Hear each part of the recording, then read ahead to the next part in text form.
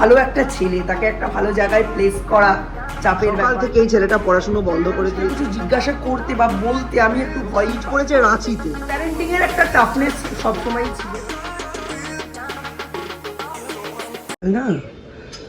দরজা টরজা লক করে না রাখলে খুব সমস্যা। মিস্টার বিশ্বাসরা আসবে বলে ওপরে লাগিয়ে রেখে আমি একটু ওপরে গেছি, এই গাছে ফাছে জল দিয়ে গেছি, গাছ ফাছ জল দেওয়া হয়ে গেছে সমস্ত। হট করে এসে দরজাটা খুলেছি, দেখছি এখানে একজন বয়স্ক মতো লোক এরম এরম করে উঁকি মারছে। বললাম কী ব্যাপার, কী চাই, উঁকি মারছেন কেন? বলছে গাছপালা জঙ্গল টঙ্গল পরিষ্কার করাবেন। বলছি না। বলছে করিয়ে নিন, ভালো করে দিই। বলছি না আমার লাগবে না, এই যদি না দেখতাম দরজা খুলে ঢুকে আশেপাশে যা পেতো কুড়িয়ে বাড়িয়ে দিয়ে চলে যেত। 1 মিনিট শান্তি নেই।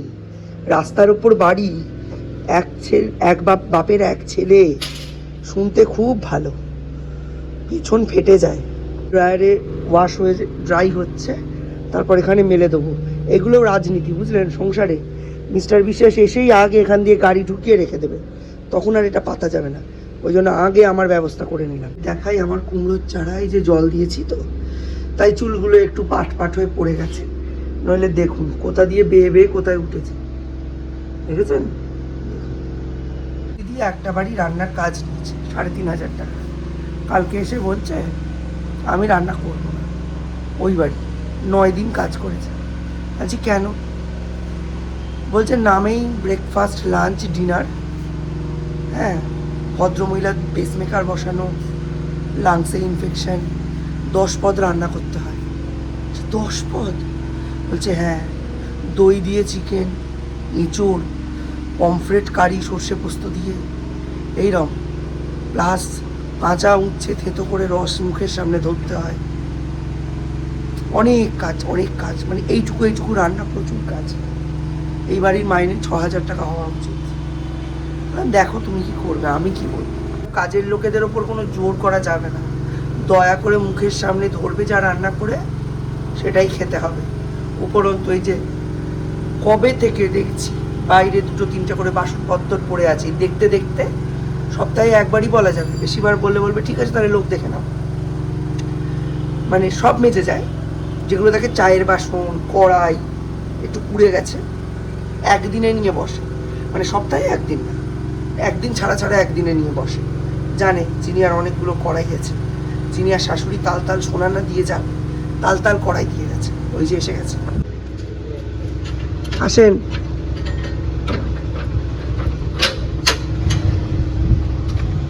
তো শর্টকাট হয়।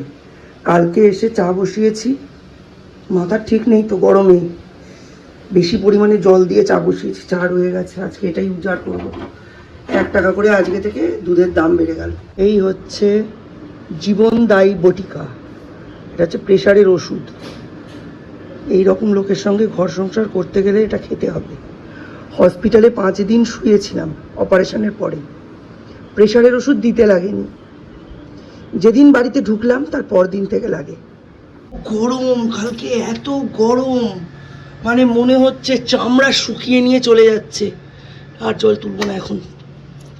বাড়ি এসে দেখছি temperature is 37, feels like 47। Himsagar নিয়েছে, আজকে খাওয়া যাবে না, চালের ড্রামে ঢুকিয়ে রাখি। ড্রামে রাখলে কী হয় বলুন তো, প্লাস্টিকে করে রাখলে আম যদি বেশি পেকেও যায় বা আঠাতে চালও নষ্ট হয় না, আর এই চালের গ্যাসে আম পেকে যায়। প্লাস্টিকের মধ্যে করে রাখলাম। ইটস নট রাজনীতি, দিস ইজ সংসার নীতি। সংসারেও চলে জোর যার, বুদ্ধি যার, মুলুক তার। এইটুকু করারও টাইম হয় না, দেখেছেন? কালকে তো এসছি মুখটা পুড়িয়ে, মিস্টার বিশ্বাসকে টক দই দিয়ে ভাত মেখে দিলাম, দিয়ে সেই প্যাকেটটা দিয়ে গ্লাভস বানিয়েছি, মুখের ট্যান তুলব। যদিও কালকে স্কুল থেকে বাড়ি এসে হাত পুড়িয়ে আমাদের আর রেঁধে খেতে হয়নি। বাড়ি আসার সঙ্গে সঙ্গে পিসি আমাদের বলল, জিনিয়া এত বেলায় আর ভাত বসিও না, আমার কাছে সমস্ত তরকারি আছে, আমি ভাত করে দিচ্ছি, সেই ভাতটা দিয়ে সুন্দর করে খেয়ে নাও। সেখানে গরমের ছুটির জন্য টেম্পোরারি একটা সুইং বানিয়ে দিলাম। এই যেখানটা রোদও লাগবে না। আমি যখন মামার বাড়ি যেতাম, আম গাছে যে দড়ি বেঁধে ওঠে, ওই মোটা মোটা দড়ি দিয়ে তোর পাখি দিদা আমাকে সুইং বানিয়ে দিত, আর এই জায়গায় একটা বস্তা পেঁচিয়ে দিত। আম গাছের ডালে বসে বসে সারাদিন দুলতাম, খেতেও আসতে চাইতাম না। দেখ তো বসা যাচ্ছে কিনা। হ্যাঁ যাচ্ছে, হ্যাঁ পা দিয়ে কিচ্ছু হবে না। বস বস ঠিক করে, সামনে না, হ্যাঁ বস বস, কিচ্ছু হবে না। তোর আর ওজন কত? ওই করতে করতে অভ্যেস হয়ে যাবে। বলুন তো এরকম কপাল কতজনের হয়? এত বছর সংসার করেছি, কোনোদিন বাপের বাড়ি যেতে গেলে শাশুড়ি মা শ্বশুরমশাই দুনিয়ার লোকের রান্না করে দিয়ে যেতে হতো। আর রেখা পিসি আমাদের কে? প্রতিবেশীর থেকে বেশি তো আর কিছু নয়। কিন্তু দেখুন, সে আমায় রোদ থেকে এসে ভাত বেড়ে দিচ্ছে। বোর্ডে যা দিয়ে লিখেছিস কোনটা বুঝতে পারছি না। খড় বানান ভুল হয়েছে, খাতা বানান ভুল হয়েছে, ঠিক করে লেখো। ইংলিশ ফোনিক্সটা টুকটাক পারলেও সৌর্য এখনও বাংলা ফোনিক্সটা খুব একটা ভালো পারে না। তাই পড়াশুনোর ফাঁকে ওটাই বেশি করে করাচ্ছি। কারণ বাংলা ফোনিক্স যদি না জানে, অর্থাৎ বাংলার আদর্শ লিপি এটাই যদি না পড়ে না, পরবর্তীকালে স্ট্যান্ডার্ড 1 থেকে বাংলা পড়তে খুব অসুবিধা হবে। আর এই গরমের ছুটির এত কাজ। বর্ণ বিশ্লেষণ, খ প্লাস ওটা কি কার? হস্যুকার। হস্যুকার বলছিস, এদিকে লিখছিস দীর্ঘ। দেখ অবস্থা দেখুন, রোদে যেন মনে হচ্ছে একেবারে পিন ফুটছে, দেখেছেন কি অবস্থা? ঝকঝকে রোদ্দুর একেবারে। আমি জল তুলে এই দিকটা বন্ধ করে দেবো, সামনেও তালা দিয়ে দেবো। সকালে তো দেখলেনি অবস্থা, একেবারে ফাঁকিবাজি করে সেরেছি। আজকে এই যে রান্নাটা কমপ্লিট করেই আমি সঙ্গে সঙ্গে চলে যাব স্নান করতে। আজকে বেগুন ভাজা আর কালকের ডিমের ঝোল, ব্যাস এই দিয়ে দুপুরের খাবার সারবো। তারপর বিকেলবেলা উঠে সৌর্যকে পরিয়ে মাছের ঝোল রান্না করবো। আর বাকি যা যা লাগবে তখন রান্না করবো, এখন আর হবে না। আমাদের 3 জনের ডিমের ঝোল, আর এইখানে চলছে সিরিয়াল। এই সিরিয়াল দেখতে দেখতে রান্না করছি। কি গরম, একটু পাখার তলায় এসে না দাঁড়ালে আর আমি কোনো কিছু রান্না করতে পারছি না, জানেন। এই যে এইটা করতে করতে আর বেগুন ভাজতে ভাজতে রান্না করছি। হয়ে গেছে, আর এদিকে আমি ভাজছি বেগুন, হয়ে এসছে। আর কি রান্না করব? ডাল করতে পারতাম, বাট এই ডিমের ঝোল বেগুন ভাজা দিয়ে আমার ছেলেরা খেয়ে নেবে। মিস্টার বিশেষ হলে আরো কিছু করতাম, বাট করবো না। গরমে আমিও আর পেরে উঠছি না। আমজাম পাকাতে গিয়ে আমাকেই না পাকিয়ে দিচ্ছে জ্যৈষ্ঠ মাস। হচ্ছে বেগুন ভাজা। Good afternoon. চলুন অবস্থা দেখুন, এই হচ্ছে দুধের অবস্থা, শক্ত হয়ে গেছে। আজকে দুধটা জ্বালানোর সময় হয়নি, ওই জন্য এর মধ্যে ভরে রেখে দিয়েছিলাম। এখন একেবারে 3 জনের চা করে নেবো। এত জিনিস চলছে সাইড বাই সাইড, আপনাদের কোনটা বলবো আর কোনটা ছাড়বো বুঝতে পারছি না, জানেন। রান্নাঘরটার আজকে অবস্থা দেখুন, কিচ্ছু করার নেই। তোকে আমি বলেছি না আমার কাছে রান্না করে দাঁড়িয়ে থাকবি না, কেন? আমি দাঁড়িয়ে আছি এখানে, আমি বার্তালাপ করতে এসেছি। তারপর যা বলবি এখন আগামী 1 ঘন্টা সব শুদ্ধ বাংলায় বলবি। শুদ্ধ বাংলা? আচ্ছা হ্যাঁ বল। আমি আসতেছি মানে ভাব,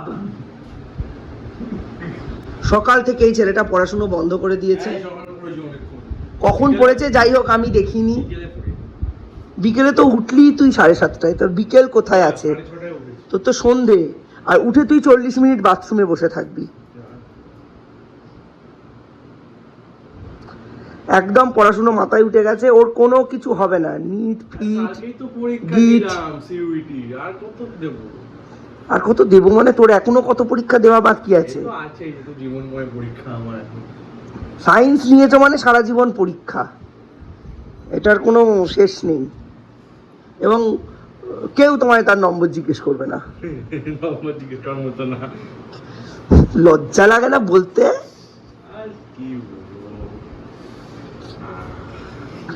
শোকের জীবন। তবে এটা আমার শুনে ভালো লাগছে, সোমবারের পরীক্ষায় আমায় যেতে হবে না, ওর বাবা যাবে ওকে নিয়ে। কারণ দুপুর রোদে ওই 12:30টার ট্রেন ধরে আমি 3টের সময় পরীক্ষা, আমি যাব না। আর সিইউটির ইংলিশ কিন্তু শক্ত হয় যতদূর আমি দেখলাম। হ্যাঁ, আর তুই কোন লেভেলের? আমি মিডিয়াম হাই লেভেল। বাবা কিসব অদ্ভুত অদ্ভুত তুরুঙ্গ তারাঙ্গা নাম বলছে ইংলিশে, সেগুলো আমি জানি না। হ্যাঁ কেমন ধরনের জিনিসপত্র বলছে কি ওই ওয়ার্ডগুলো সব? আর ইউজ হয় না, তাও জিজ্ঞেস করে। হ্যাঁ ভোকাবুলারি পার্টটাই থাকে ওটা। আচ্ছা, তুই তো সমস্ত ইংলিশে ভিডিও দেখতিস, আশা করা যায় হ্যাঁ অ্যাটলিস্ট পাবি। কোয়ালিফাই দাঁতটা পারবি। মার্কস অ্যাটলিস্ট পেয়ে যাবো না। আচ্ছা এইটার উপরে পার্সেন্টেজ কিছু ডিপেন্ড করে? অ্যাজ সাচ অন্য কোনো ইউনিভার্সিটিতে করবে কিনা জানি না, বাট ডিইউতে করে। ডিইউতে অ্যাটলিস্ট 30% মার্কস লাগবে ইংলিশে, মানে 250 তে অ্যাটলিস্ট 75 তুলতে হবে আমরা ইংলিশে ডিইউতে কোয়ালিফাই করার জন্য। আর বাকি কোনো ইউনিভার্সিটিতে আই ডোন্ট থিংক লাগে। ডিএইচইউ তেও লাগে না? না। আচ্ছা জেএনইউতে? আচ্ছা, আর বিশ্বভারতীতে তো লাগেই না, ও শুধু জুলজি আর বটানি লাগে, মানে বায়োলজি লাগে, শুধু biology, okay. শুধু বায়োলজি লাগে। দুজনে মিলে এখন সারাদিন এই কাজই করে যাচ্ছি, এইটাতে এইটা লাগে, এটাতে এইটা লাগে, 4-5টা সাবজেক্ট বলে দিয়েছে, সেই সাবজেক্টের ওপর র্যাঙ্কিং ওয়াইজ কি বলে এনআইআরএফ র্যাঙ্কিং অনুযায়ী আমরা কলেজ শর্টলিস্ট করছি, 50-60টা দাঁড়াচ্ছি, কোন ইউনিভার্সিটির কাউন্সিলিংয়ে কীরকম প্রায়োরিটি লিস্ট আমাদের জমা দিতে হবে সেগুলো রেডি করছি। আমার মানে দীপের যে 21 তারিখে আবার নিট পরীক্ষা, সেটা দীপের মনে নেই। 21 তারিখে নিট পরীক্ষা, ওসব তো হতেই থাকে, কয়েকদিন পরে বলবে এটাও ক্যান্সেল, নিট হবে। ও তো নিট হবে, নিট। লজ্জা থাকা উচিত এনটিএরও, তোরও। এনটিএ তবু লজ্জার বহিঃপ্রকাশ দেখিয়েছে, টাকাটা ফেরত দিয়ে দিয়েছে। টাকা দিয়ে কি হবে, পরীক্ষা পুরো ক্যান্সেল করে দিল, 3 ঘন্টা ধরে খেটে দিলাম। তোর অনেক বন্ধুরা দিচ্ছে না, দীপের অনেক বন্ধুরা দিচ্ছে না, টাকা ফেরত পেয়ে গেছে, বলছে আমরা বুঝে গেছি আমাদের এলএমের বাইরে আর দেবো না, বলছে বিরক্ত হয়ে গেছে। যে মানে হওয়ার কাছাকাছিও না, তারা আর দিচ্ছে না, মানে লাভ নেই। এমন মনে ঠিকই করছে, বেকার 3 ঘন্টা বসে থেকে তো লাভ নেই, মানে হচ্ছে বাড়িতে ঘুমিয়ে নিলে ভালো কাজ দেবে। না, সিইউইটির পড়াশুনো করে নিলে ভালো হবে। সামনে আইজার আছে, আজকে ওর নেস্টের অ্যাডমিট কার্ড এসছে এবং সিট পড়েছে রাঁচিতে। হ্যাঁ, এবার নেস্টের পরের দিন আবার আইজার। এবার নেস্টে তো দাঁতও ফোটাতে পারবি না, আইজারে একটু যদিও মারি দিয়ে চিবো আসতে পারিস, 6 মাসের আগের বাচ্চাদের মতো, সেই সময়ের বাচ্চাদের মতো। তো এবার দেখা হবে যে আইজারের সিটটা কোথায় পড়েছে, যদি কাছাকাছি হয় দুটোই দেওয়া যাবে, আর যদি কাছাকাছি না হয় আইজার দেওয়া যাবে, তাই না? তখন আর আমরা টিকিট ফিকিট কাটবো না। আজকে বাবা আসার পর এটাই থাকবে হট টপিক, রাঁচি। তুই তো ঘুরিসনি, আমার ঘোরা। হ্যাঁ আমি তো যাইনি। তুই যাসনি, আর এমন সময় যাচ্ছি সেটা ঘোরার টাইম নয়, নইলে ঘুরতে পারতি। প্রচুর গরম রাঁচিতে, সাংঘাতিক গরম। পরীক্ষা দিতে ঘুরতে যাচ্ছি না, পরীক্ষা দিয়ে ঘুরতে পারতি, একটা রাত্রি স্টে করে, সেরকম কিছু না, শুধু নালন্দাটা ভালো করে দেখতে পারতিস। কিন্তু পরের দিনই তোর পরীক্ষা, এবং আইজারটা তো তুই দিবি। হ্যাঁ, আইজারটা পাচ্ছিসই, আইজারটা পাচ্ছিসই। এই সময় বরং ব্লগগুলো আরো রঙিন হওয়া উচিত, মানে এত কিছু ঘটছে। এই মিস্টার বিচার জিমে গেলেন, অফিস থেকে এসে চা খেতে খেতে আমাদের মধ্যে অনেক কথাবার্তা হলো। আসলে being a mother, first time একটা ক্লাস 12-এর বাচ্চাকে পাশ করানোর পর কিভাবে কোন রাস্তায় অ্যাপ্লিকেশান করতে হয়, কিরম জায়গায় চান্স পেলে ওর জন্য ভালো হয়, ও কি চাইছে, এটাই সব থেকে বড় ব্যাপার, যে ও কি চাইছে সেই অনুযায়ী ও আমাদের কিছু সাবজেক্টস বলে দিয়েছে। এবার সেই অনুযায়ী কলেজ খুঁজে বের করা, ইউনিভার্সিটি সিলেক্ট করা, সেগুলোর এনআইআরএফ র্যাঙ্কিং দেখে সেগুলোকে শর্টলিস্ট করা। আমাদের কিন্তু স্টেটের বাইরে পাঠানোতেই একটা বিগ ইয়েস আছে। আমরা এবং ও নিজেও স্টেটের বাইরেই পড়তে চাই। এবার সেটা পড়তে চাইলেই তো আর হবে না, জিনিসটা তো আর একদমই ছেলের হাতের মোয়া না। তো সেই কারণে আমরা অটোনোমাস কিছু ইউনিভার্সিটিসগুলোর দিকেও নজর রাখছি, তাদের ফর্ম ফিল আপ, তাদের কবে কি হবে। যেমন আজকে থেকে প্রেসিডেন্সি অন হয়ে গেছে, যাদবপুর মনে হয় কাল পরশু থেকে ফর্ম ফিল আপ করাবে। তো আমাদের বাড়ির কাছে যেগুলো রয়েছে কল্যাণী ইউনিভার্সিটি, মানে কল্যাণী মহাবিদ্যালয়, কল্যাণী ইউনিভার্সিটির আন্ডারে। ওদিকে রয়েছে হুগলি মহসিন কলেজ, খুব ভালো কলেজ। ব্যারাকপুরে রয়েছে মহাদেবানন্দ কলেজ, সুরেন্দ্রনাথ কলেজ, এগুলো প্রচণ্ড ভালো কলেজ, ঠিক আছে। তো যেহেতু ওর নজরটা হচ্ছে স্টেটের বাইরে, সেহেতু ও সিইউইটির ওপরই বেশি ডিপেন্ডেন্ট, এবং আমরাও সিইউইটির ওপরই ডিপেন্ডেন্ট, মানে আমি স্পেশালি, কারণ আমার ছোটোবেলার যে ড্রিম ইউনিভার্সিটি সেটা সিইউইটির আন্ডারেই রয়েছে। এবং সেখানে আমার ঠাকমা আমাকে ছাড়েনি, কারণ যেহেতু ক্লাস 12-এর পরপরই আমার মা মারা গেছিলো, আমার ঠাকমা আমায় ছাড়েনি। ওই জন্য আমার একটা না পাওয়া একটা গ্রিভেন্স তো ছিলই। এবার সেটা ওর মধ্যে দিয়ে হচ্ছে, আমি খুব খুশি এবং ও পেয়ে যাবে আমি জানি, কিন্তু স্টিল একেবারে তো ছেড়ে দেওয়া যায় না। তো ওই জন্য আমরা লোকাল কিছু ইউনিভার্সিটিজ এবং কলেজের ফর্মসও আমরা শর্ট লিস্ট করে রাখছি, সেগুলো ফিল আপের কাজ চলছে, কোথায় কোন জায়গায় কি পড়বে এইসব ব্যাপার স্যাপার রয়েছে।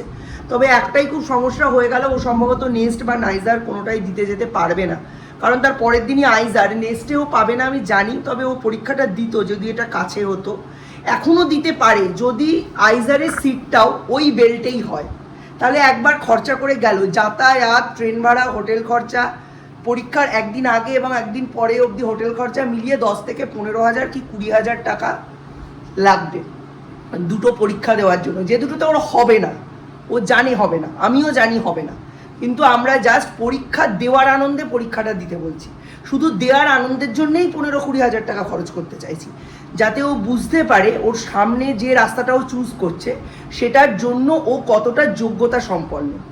পরীক্ষা দিক, হারুক জিতুক, আমার কোনো অসুবিধা নেই, কিন্তু পরীক্ষা দিক, নিজেকে চিনুক। Self assessment is the best assessment, পরীক্ষা কোনো অ্যাসেসমেন্ট হয় না, ঠিক আছে? ওর নাম্বার মোটামুটি ভালোই এসেছে, সবই তো জানেন, কিন্তু আমরা আরও বেশি এক্সপেক্ট করেছিলাম। যাই হোক, এবারে কি হয়েছে সিবিএসসিতে সবাই জানেন, সুতরাং সেটা নিয়ে আর কিছু বললাম না। তো এখন আমি সব ঘরদোর সব কিছু গোছাবো, রান্না বান্না কমপ্লিট করব, হিউজ অ্যামাউন্টের রান্নাবান্না বাকি আছে, কিচ্ছু নেই, সেগুলো করব, কিন্তু কোনো কিছু মন দিয়ে করতে পারছি না, কারণ মাঝে মাঝেই উনি নেমে আসছেন, আশেপাশে ঘুরছেন, এবং এটা একটা এমনই ফেজ, যে ফেজটা একবার পার করে আসলে সৌর্যের সময় আমার কোনো অসুবিধা হবে না, কিন্তু আমার এখন ভীষণ অসুবিধা হচ্ছে। মিস্টার বিশ্বাসের এখন খুব অসুবিধা হচ্ছে, মিস্টার বিশ্বাসের 100% অসুবিধা হচ্ছে, আমার 10% অসুবিধা হচ্ছে, কিন্তু অসুবিধাটা হচ্ছে আমাদের সকলেরই হচ্ছে, কিন্তু সৌর্যের সময় আমরা 3 জন মিলে ডিসিশনটা নিতে পারবো, আমাদের কাছে রাস্তাটা চেনা হয়ে যাবে। আর এখন মানুষকে কিছু জিজ্ঞাসা করতে বা বলতে আমি একটু ভয়ই পাই, কারণ সকলে ব্যাপারগুলো এত সরল সাদাসিধে মনে নেয় না, জিনিসটা খারাপভাবে নেয়, ক্ষতি করার চেষ্টা করে, ছেলেটার ক্ষতি হয়ে যাক এটা তো আমি চাই না, তাই না? জুলাই মাসে আছে এইমস প্যারামেডিক্যাল, আইজার নাইজার পরের মাসে আছে, নিট রিনিট যেটা সেটা পরের মাসে আছে, জেন পাসটা তো আইজারের দিনই পড়েছে, সুতরাং জেন পাসও দিতে পারবে না এখনও অবধি জানি, তবে জেন পাসের ফর্মও ফিল আপ করেছে। যদি দেখা যায় দুটো দুই প্রান্তে পড়েছে, ও আইজার নাইজারে যেতে পারছে না, কারণ আইজারের ফর্ম আর কোথায় সিট পড়েছে জানতে পারবে 25 তারিখ, 25 তারিখের পরে আর কোনো রিজার্ভেশন নেওয়া হবে না, আর উইদাউট রিজার্ভেশন এত দূরে যাওয়া, অত ফিজিক্যাল স্ট্রেংথ ও নিতে পারবে না। তো সেক্ষেত্রে তখন আইজার নাইজার বাতিল হয়ে গেলে আইজারের দিনেই যেহেতু জেন পাস পড়েছে, ও কিন্তু জেন পাসের পরীক্ষাটা তাহলে দিতে পারবে, যদিও জেন পাস স্টেটের মধ্যে, কিন্তু যেহেতু আইজারটাই যাচ্ছে না জেন পাসটাই দিতে পারবে। এই রকম অনেক কথাবার্তা, লক্ষ কথায় যেমন বিয়ে হয় সেই রকম লক্ষ কথা চলছে। আজকে দেখাচ্ছিলাম ও যে ক্যাম্পাসটা পছন্দ করছে, আমি যে ক্যাম্পাসটা পছন্দ করছি, তার একটা ড্রোন ভিউ ইউটিউবে অ্যাভেলেবেল আছে, সেটা দেখাচ্ছিলাম। একটা দারুণ সময় কাটাচ্ছি আমরা, প্যারেন্টিং সবসময় শক্ত ছিল, আমার বাবার ক্ষেত্রেও একটা মা হারা মেয়েকে মানুষ করা, পড়তে পাঠানো, পড়ানো, বিয়ে দেওয়া টাফ ছিল, আমার ক্ষেত্রেও মানে দীপকে এত ভালো একটা ছেলে, তাকে একটা ভালো জায়গায় প্লেস করা চাপের ব্যাপার। আমাদের থেকে কয়েক গুণ এগিয়ে রয়েছে সৌর্য, তাকে গাইড করা একটা টোটালি ডিফারেন্ট লেভেলে গিয়ে, দীপের পক্ষে যতটা ইজি ততটা আর আমাদের পক্ষে নয়, এটাও একটা ডিফারেন্ট। প্যারেন্টিংয়ের একটা টাফনেস সবসময়ই ছিল, কিন্তু সকলেই বাবা মারা নিজের নিজের মতো করে ভালো মন্দ চেষ্টা করে। তবে এটা আপনাদের বলে দিই, প্রাইভেটে পড়ানোর ক্ষমতা আমাদের মতো নিম্ন মধ্যবিত্ত মানুষদের নেই, সম্ভব নয়, যা হবে গভর্নমেন্ট স্কেলেই হবে, ঠিক আছে? তো চলুন আমি রান্নাবান্না এখন করি, আজকের মতো ব্লগটা এখানেই এন্ড করছি। নতুন একটা ব্লগে আবার ইমেজ পসিবিলিটিস নিয়ে কথা হবে, ততক্ষণের জন্য tata, bye bye, good night.